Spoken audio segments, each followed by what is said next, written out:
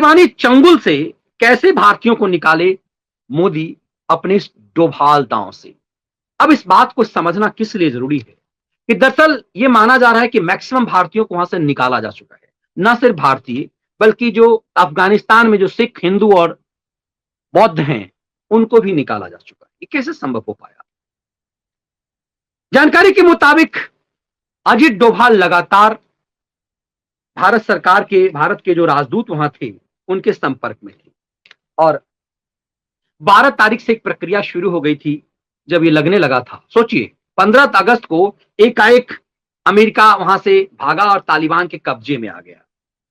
लेकिन बताया जा रहा है कि 12 अगस्त से यह प्रक्रिया शुरू हो गई कि भारतीय दूतावासों को खाली किया जाने लगा और भारत के जो वहां पे राजदूत थे, उन राजदूत रुदेंद्र टंडन के साथ अजीत डोभाल लगातार संपर्क में थे कि कैसे भारतीय दूतावास तक भारतीयों को लाया जाए और उस दूतावास से काबुल एयरपोर्ट तक वो राह तय की जाए जिससे इंडियन जो हैं वो वापस निकल सकें। इसके लिए अमेरिका से की सेना से संपर्क साधा गया कि कैसे काबुल एयरपोर्ट तक भारतीय पहुंच पाए। इसके लिए आपने देखा होगा कि कई बार भारतीयों को पकड़ भी लिया गया और तालिबान के जो और अफगानिस्तान सरकार और तालिबान के बीच जो कोऑर्डिनेशन का काम कर रहे थे कुछ लोग, उनके साथ अजीत डोभाल का सीधा संपर्क था कि कैसे भारतीयों को बचाया जाए। उसमें से कुछ अफगानी थे जो सिख समुदाय के थे, जिनको लेकर के आपत्ति थी अफगान तालिबानों को। उन्हें लगता था कि ये हमारे खिलाफ बड़ी भूमिका निभा रहे थे। उसमें से एक सांसद भी थे, सिख सांसद जो अल्पसंख्यक कोटे से सांसद थे। इन सबको रोकने का एक दांव था। उस प्रक्रिया से डोभाल निकल करके आए और इंडियन एयरफोर्स के एक विमान को 16 अगस्त से ही उड़ान भरनी शुरू कर दी। तो जो लोग ये सोचिए कि प्रक्रिया यदि आज सरकार मनमोहनी सरकार होती तो क्या होता? क्या इतनी गंभीरता से लेता अफगानिस्तान हमें?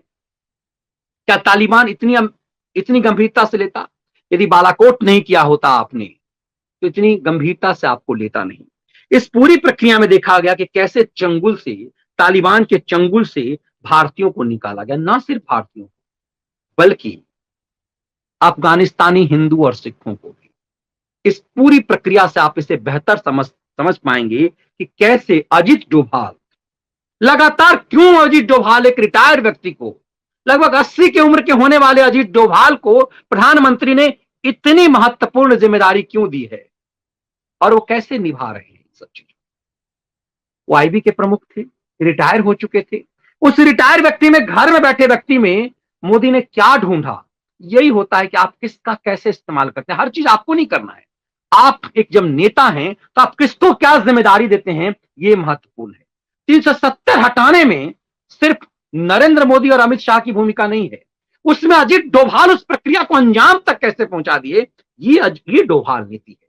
और इसीलिए कहा जाता है कि बालाकोट से लेकर के ये पूरे सर्जिकल स्ट्राइक की प्रक्रिया से लेकर के अफगानिस्तान में जो भारतीयों को निकाला गया, ये बहुत बड़ा टास्क था जिसको कैसे उसको अंजाम दिया, इसकी व्याख्या हमने कोशिश की आपको करने की।